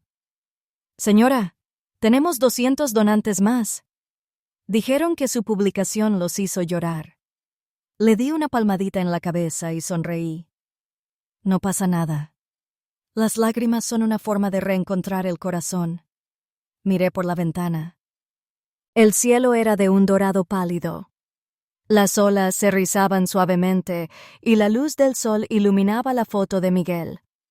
Iluminó la pegatina de «Sé valiente» en el escritorio, haciéndola brillar como una pequeña estrella. En ese momento, supe que el pasado finalmente había retrocedido. Valeria podría seguir existiendo en algún lugar, una sombra errante, pero ya no tenía el poder de definir mi vida. Elegí otro camino. No vivir para buscar venganza, sino vivir para dar. Y cada vez que veo sonreír a Diego, oigo una voz familiar en mi interior, profunda, suave, como el viento del horizonte lejano. «Mamá, estoy orgullosa de ti». Levanté la cabeza y sonreí. Afuera, el mar azul nunca dejaba de moverse como la vida misma, siempre en marcha, sin importar cuánta pérdida haya detrás. Esa mañana en La Paz, un domingo radiante, el juzgado del condado abrió temprano, con algunos reporteros afuera, disparando las cámaras. Salí del coche con mi viejo maletín de cuero. Me prendí la medalla de la Infantería de Marina en la solapa, no para presumir, sino para recordarme que he pasado por batallas peores que esta. Esta era la audiencia final para determinar todos los bienes y la responsabilidad civil de Valeria Cole. Casi un año después de la muerte de Miguel, la verdad estaba a punto de revelarse. Ruiz caminaba a mi lado, firme y sin prisa. «Hoy es el último capítulo», dijo. «Y prometo que la justicia no se perderá nada». La sala del tribunal era más grande que antes, más concurrida, pero extrañamente silenciosa. Valeria se sentó a la mesa de la defensa con un sencillo vestido negro, el cabello despeinado y el rostro pálido por el polvo. Ya no era la orgullosa mujer del yate, solo una sombra temblorosa de sí misma intentando aparentar serenidad. Cuando el juez llamó al orden, Ruiz se levantó. Su voz resonó con claridad en la solemne sala. Su señoría, hoy presentamos un diagrama de flujo de dinero, prueba del patrón de malversación y apropiación de activos de la acusada. En la pantalla grande, flechas enlazaban transferencias, facturas y las fechas de hospitalización de Miguel. Ruiz señalaba cada línea. 10 de abril, alquiler de yate Ocean Queen, $48,000. El mismo día, Miguel Cole ingresa en urgencias por hemorragia interna. 15 de abril, compra de joyas Cartier, $22,000. Ese día, el paciente comenzó a entrar en coma. 18 de abril, retiro de $70,000 a las 300 Tunnel. A las 700 Pao. Y ese mismo día, falleció. Cada figura cayó como una cuchilla en el silencio. Oí murmullos detrás de mí, pero en mi interior solo mi corazón latía lento, constante, inquebrantable. Ruiz se giró. Llamamos a nuestra primera testigo, la señora Teresa Monontoya, vecina de los Cole. Teresa caminó hacia el estrado, pequeña pero firme. Su voz temblaba levemente. Sin embargo, cada palabra era clara. Viví al lado durante más de 10 años. En esas últimas semanas, Miguel estaba en los huesos, tosiendo sangre. Pero Valeria no estaba. Llamé una vez. Entreabrió la puerta y dijo: «Está ocupada». No esperaba oír que se había ido al día siguiente. La habitación quedó en silencio. Valeria bajó la cabeza, con los dedos entrelazados y los nudillos blancos. Ruiz agradeció a Teresa y luego le dio la señal al siguiente testigo. El doctor. Julian Patel se acercó con el historial clínico. Miró directamente al juez, con voz serena pero grave. Confirmé que el paciente había ingresado con anemia grave y agotamiento, pero que podría haber sobrevivido al menos un año con el tratamiento adecuado y la atención constante. Nadie lo visitó. Nadie firmó el consentimiento para una transfusión. Murió solo. Bajé la cabeza. Las viejas imágenes regresaron. La UCI blanca, el siseo de los respiradores, la mano de mi hijo enfriándose en la mía. Pero no lloré. Mis lágrimas se habían convertido en fuego hacía mucho tiempo. Ruiz miró hacia el estrado, en voz baja. Su señoría, no estamos aquí para vengarnos. Estamos aquí para demostrar que la negligencia puede matar, y a veces es el crimen más cruel. El juez estudió el expediente durante un largo rato y luego golpeó el garrote 3 veces con voz firme y terminante. El tribunal ordena la incautación de todos los bienes pertenecientes a la acusada, Valeria Cole, incluyendo bienes inmuebles, cuentas bancarias e inversiones, y la transferencia de la administración del patrimonio y los fondos relacionados a la Fundación Miguel, administrada por la señora Valentina Cole. Prohibición permanente del acceso o la interferencia del acusado con dichos bienes. El gavel resonó como una campana que cierra un capítulo. Valeria rompió a llorar, gritando con voz entrecortada. No, no lo entiendes. Solo quería una vida mejor. Se desplomó en la silla, con el rostro desencajado y el maquillaje corrido, pero no había remordimiento en sus ojos, solo la furia de quien lo ha perdido todo. 2 agentes la ayudaron a salir de la habitación. No miré. Levanté la vista y me encontré con la de Ruiz. Él asintió levemente, señal de una victoria que no necesitaba celebración. Afuera, el sol brillaba tanto que entrecerré los ojos. El viento arrastraba hojas secas por los escalones. Me detuve, tocando el metal plateado de mi pecho, que destelló a la luz. Susurré apenas lo suficientemente alto para mí. Hijo, cumplí mi palabra. Se hizo justicia, y seguiré viviendo por ti, no con odio, sino en la luz. Miré hacia arriba. El cielo era de un azul limpio e infinito. Y en la brisa marina creí oír la voz de Miguel, profunda y dulce. Mamá, estoy orgullosa de ti. Sonreí y asentí. Entonces me di la vuelta y caminé hacia el océano, donde la luz nunca se apaga. 6 meses después de la audiencia final, el cielo de Lea estaba despejado. La brisa marina ya no sabía amarga, solo dulce, como un nuevo comienzo. Esa mañana, el doctor Patel llamó con una alegría inusual. Valentina, Diego está en remisión completa. Sus análisis de sangre están limpios. No hay indicios de recaída. Me senté en silencio en el porche, con el teléfono temblando en la mano. Se me nublaron los ojos, no de dolor, sino de saber que a veces los milagros son reales. Diego llegó corriendo, con el pelo revuelto, sosteniendo una cometa pintada con un pez azul. Abuela, puedo volver a la escuela. Lo abracé fuerte, escuchando ese latido suave y constante en su pecho. Sí, hijo. Este es el verdadero milagro. En los días siguientes, Diego y yo arreglamos la casa juntos. Pintamos las paredes de amarillo arena y plantamos buanilia de un rojo brillante en el porche. La flor que Miguel una vez llamó el color de la sonrisa de mamá.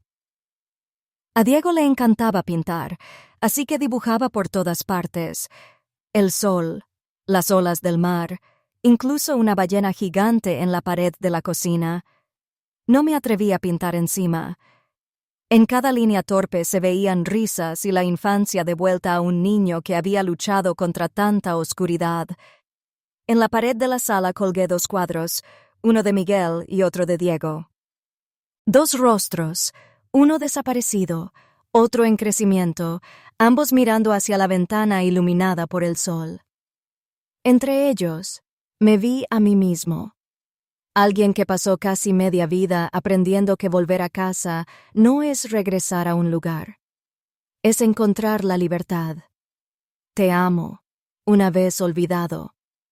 Por las mañanas, seguía con mi rutina de kayak.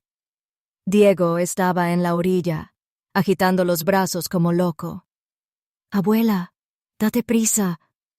Un pez te persigue. Miré hacia atrás y reí. El agua salpicaba alrededor del remo. Su risa se mezclaba con las olas y llegaba hasta el horizonte. No recuerdo la última vez que reí con tanta libertad. Por la noche, encendíamos la parrilla en el porche. El olor a carbón, la carne quemada, el viento silbando entre los árboles, todo se fundía en el sonido familiar de un hogar de verdad. Sobre la mesa, coloqué la foto de Miguel como si aún estuviera allí, compartiendo la cena con nosotros. Diego miró la foto y susurró: «Abuela, creo que estás sonriendo». Respondí suavemente, sonriendo a la cálida luz. «Yo también, Diego». Nos sentamos un buen rato, viendo la luna salir sobre el agua. Le conté sobre mis antiguas patrullas en el mar, sobre las largas noches de guardia en medio de grandes tormentas, y sobre cómo un soldado aprende que el miedo nunca desaparece. Simplemente aprendes a vivir con él. Diego me escuchó, con la cabeza apoyada en mi hombro, y dijo en voz baja: «Abuela, seré valiente como tú». Me reí y le acaricié el pelo. «No tienes que serlo, hijo. Solo sé amable. Ya basta». Esa noche, cuando la casa quedó en silencio, miré a mi alrededor. La luz se filtraba por la ventana e iluminaba las dos fotos, una junto a la otra. Sentí una extraña paz en el corazón, como si cada amargo giro de mi vida me hubiera devuelto a este momento. Sabía que por fin había vuelto a casa, no solo a una vieja casa, sino a la parte de mi corazón que una vez perdí. Mi historia no se trata solo de luchar por la justicia, se trata de aprender a perdonar a los demás y a mí mismo. Y sé que hay muchas madres como yo, traicionadas, en duelo, pero que eligen el amor sobre el odio. Gracias por acompañarme hasta el final. Creo que si estás escuchando esto, probablemente creas lo mismo que yo, que la justicia y la bondad pueden ir de la mano. Me encantaría saber desde dónde me ves, desde qué ciudad, desde qué país. Por favor, compártanlo en los comentarios para que pueda ver lo lejos que ha llegado el camino de Miguel y Diego. Si esta historia les conmovió, por favor, denle me gusta. Suscríbanse y compartan para que la luz de la compasión llegue un poco más lejos. Soy Valentina, y así